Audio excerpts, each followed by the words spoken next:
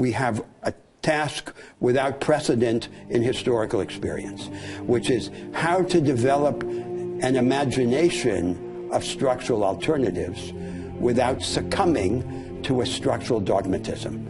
For that, we need institutions, economic and political institutions, that among their characteristics have the characteristic of facilitating their own transformation, of allowing for their own correction in the light of experience, so that we can discover the way along the way. I don't want the Europeans to fall asleep or to stay asleep. I want them to wake up and to stay woken up and to create a form of education and political and economic life that keeps them awake. Because always in our life, our supreme goal should be to die only once. I'm never optimistic, I'm hopeful. So optimism is an ironic and contemplative attitude. And as the poet Goethe said, the one who doesn't act is always a fatalist.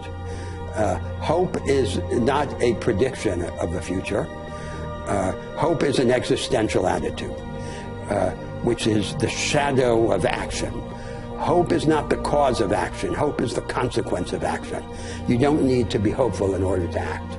You can act for any reason, including anger, indignation, resentment.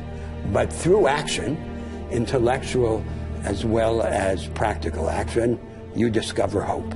So what I recommend to your audience is to act in order to become hopeful.